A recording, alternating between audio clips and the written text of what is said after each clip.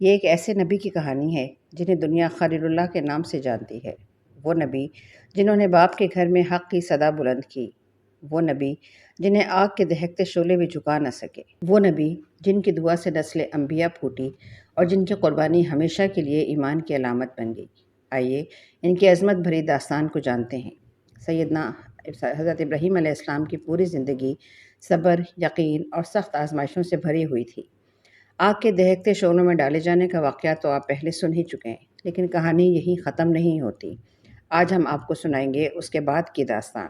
اس زمانے میں بابل کی سرزمین پر ایک جابر اور گھمنڈی بادشاہ نمرود کی حکومت تھی۔ مجاہد رحمۃ اللہ علیہ اور دیگر حضرات بیان کرتے ہیں کہ نمرود پوری دنیا پر حکومت کیونکہ علماؤں کے قول کے مطابق 4 بادشاہوں نے پوری دنیا پر حکومت کی ہے، جن میں سے 2 مومن تھے اور 2 کافر۔ مومن تو ذوالقرنین اور سلیمان علیہ السلام ہیں، اور کافر نمرود اور بخت نصر ہیں۔ الغرض جب نمرود کے پاس آگ کے گل و گلزار ہونے والے معجزے کی خبر پہنچی تو اس نے اپنے دربار میں ابراہیم علیہ السلام کو پیش کرنے کا حکم دیا۔ سورہ بقرہ میں اس بات کا ذکر یوں موجود ہے: بھلا تم نے اس شخص کو نہیں دیکھا جو غرور کے سبب سے کہ اللہ نے اس کو سلطنت بخشی تھی، ابراہیم سے پروردگار کے بارے میں جھگڑنے لگا۔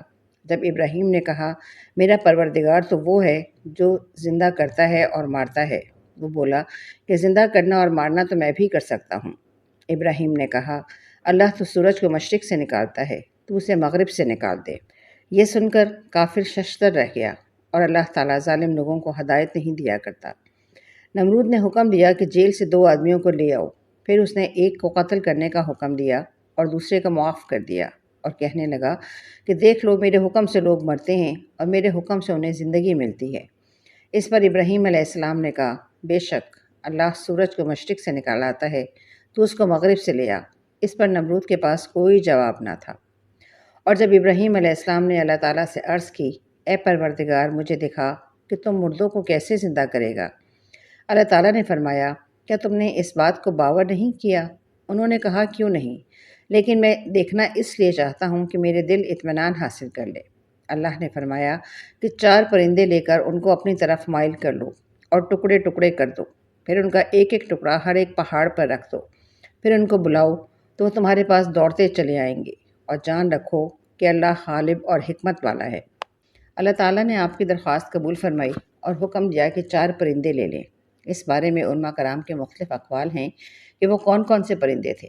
بہرحال اللہ تعالیٰ نے آپ کو حکم دیا کہ ان کے گوشت اور پروں کو ٹکڑے ٹکڑے کر کے سب کو خوب ملا لیں، پھر اس ملے جلے گوشت کے حصے کر کے ہر پہاڑ پر ایک حصہ رکھ دیں۔ پھر انہیں حکم دیا کہ انہیں کہیں کہ اللہ کے حکم سے آ جاؤ، ایک دوسرے سے جا ملے، اور ہر پرندے کے پر آپس میں مل کر آپس میں جڑ گئے۔ اس طرح ہر پرندے کا تمام بدن تمام اجزاء کے ساتھ ویسے ہی بن گیا جیسے وہ ذبح ہونے سے پہلے تھا۔ آپ نے اللہ کی قدرت کا یہ سارا منظر اپنی آنکھوں سے ملاحظہ فرمایا۔ بلانے پہ وہ پرندے بھاگ کر آپ کے پاس آ گئے تاکہ اڑ کر آنے کی نسبت زیادہ بہتر انداز سے مشاہدہ فرما سکیں۔ آپ کو حکم دیا گیا تھا کہ پرندوں کے سر اپنے ہاتھ میں پکڑے رکھیں، چنانچہ ہر پرندہ اپنے سر کی طرف آتا تھا اور وہ جسم سے اس طرح جڑ جاتا تھا جیسا پہلے تھا۔ واقعی اللہ کے سوا کوئی معبود نہیں۔ حضرت ابراہیم علیہ السلام کو اس بات کا یقین تھا کہ اللہ تعالیٰ مردوں کو زندہ کرنے پہ قادر ہے، انہیں اس میں کچھ شک نہیں تھا، لیکن انہوں نے چاہا کہ اس چیز کو آنکھوں سے دیکھ لیں تاکہ انہیں علم الیقین سے بلند تر درجہ یعنی عین الیقین حاصل ہو جائے۔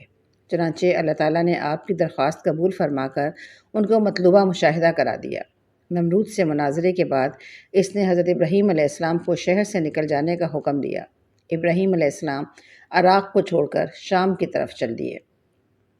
اس شہر کے لوگ بتوں کی پوجا نہیں کرتے تھے بلکہ ستاروں کو پوجتے تھے۔ یہ لوگ رات کو عبادت کرتے تھے کیونکہ ستارے رات کو دکھتے ہیں۔ ایک رات ابراہیم علیہ السلام ان لوگوں کے ساتھ نکلے اور ایک چمکتے ہوئے تارے کو دیکھ کر مذاق میں بولے کہ یہ میرا رب ہے۔ جب وہ تارا چھپ گیا تو بولے کہ یہ میرا رب کیسے ہو سکتا ہے جو چھپ جائے۔ اگلی رات انہوں نے چاند کو دیکھ کر بولا یہ میرا رب ہے۔ پھر جب دن ہوا اور چاند چھپ گیا تو بولے یہ رب کیسے ہو سکتا ہے؟ اگر دن کے وقت کسی کو اپنے رب کی حاجت ہوگی تو وہ کیا کرے گا؟ ان باتوں سے ابراہیم علیہ السلام ان لوگوں کو غور و فکر کی دعوت دے رہے تھے تاکہ وہ لوگ غور کریں۔ پھر جب دن ہوا اور سورج نکلا تو کہنے لگے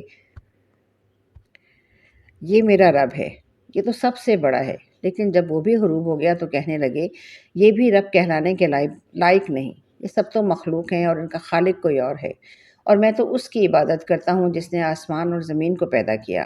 ان لوگوں نے پھر بھی کفر ہی کیا اور کوئی بھی ایمان نہیں لایا۔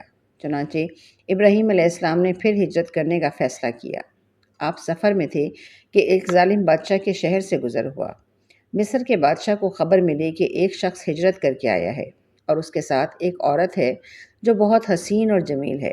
اس بادشاہ نے اپنے لوگوں کو بھیجا کہ اس عورت کو میرے پاس لے آؤ اور پتہ کرنا کہ اس کے ساتھ جو آدمی ہے وہ کون ہے۔ اگر وہ اس کا شوہر ہو تو اسے قتل کر دینا۔ ادھر بادشاہ نے اپنے لوگوں کو بھیجا، ادھر اللہ نے ابراہیم علیہ السلام کو وحی بھیج دی۔ آپ نے سارہ علیہ السلام کے پاس جا کے فرمایا، سارہ، روئے زمین پر میرے اور تیرے سوا کوئی مومن موجود نہیں۔ بادشاہ نے مجھ سے پوچھا تھا تو میں نے اسے بتایا ہے کہ تو میری بہن ہے، اب میری بات نہ جھٹلا نہ دینا۔ اس ظالم بادشاہ نے سارہ علیہ السلام کو اپنے محل میں بلا لیا۔ جب اس نے سارہ علیہ السلام کے ساتھ بدکاری کرنے کے لیے اپنے ہاتھ آگے بڑھائے تو سارہ علیہ السلام نے اللہ سے دعا کی اور دعا کی برکت سے اس بادشاہ کا ہاتھ جم گیا۔ وہ بری طرح چیخنے لگا، اس کے سارے ملازم آ گئے۔ یہ دیکھ کے سارہ علیہ السلام ڈر گئیں اور سوچا کہ اگر یہ مر گیا تو لوگ سوچیں گے کہ میں نے اسے قتل کیا ہے۔ پھر انہوں نے اسے نجات دینے کے لیے اللہ سے دعا کی اور اس بادشاہ کا ہاتھ ٹھیک ہو گیا، پر اس نے پھر سے وہی حرکت کی، اس کا ہاتھ پھر جم گیا۔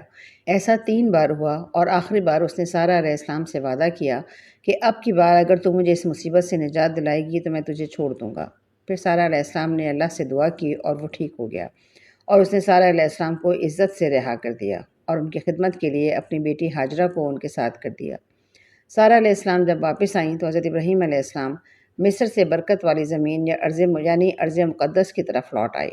جب حضرت ابراہیم علیہ السلام نے اپنے ملک گھر بار کو چھوڑا تو اس وقت بڑی شدت سے یہ کمی محسوس ہوئی کہ اے اللہ، اگر یہ قوم تیرے دین کو نہیں مانتی تو کم از کم نیک اولاد عنایت کر دے جو میرا سہارا اور ہم خوار بننے کے ساتھ ساتھ میرے بعد تیرے دین کا پرچار کرتی رہے۔ پھر یہ بات بھی قابل غور ہے کہ اولاد مانگی تو نیک اولاد۔ حضرت ابراہیم علیہ السلام کی یہ دعا اس وقت قبول نہیں ہوئی، بلکہ قرآن حکیم میں یہ بات انہی کی زبان سے بیان کی گئی ہے کہ دعا بہت مدت کے بعد بلکہ عمر کے آخری حصے میں مستجاب ہوئی۔ سورہ ابراہیم میں ارشاد ہے کہ اس اللہ کے لیے سب تعریف اور شکر ہے جس نے مجھے بڑھاپے میں اسماعیل اور اسحاق عطا فرمائے، بے شک میرا رب دعا سنتا ہے۔ اللہ تعالیٰ نے حضرت ابراہیم علیہ السلام کو 86 سال کی عمر میں حضرت اسماعیل علیہ السلام عطا کیے۔ کہانی اچھی لگی ہو تو لائک کر دیجیے گا، چینل پہ سبسکرائب کیجیے گا، اپنا اور اپنے پیاروں کا بہت خیال رکھیے۔ اللہ حافظ۔ حضرت ابراہیم کی یہ کہانی ابھی یہاں مکمل نہیں ہوئی، اس سے اگلی کہانی سننے کے لیے ہمارے چینل پہ ضرور ہمارے ساتھ رہیے۔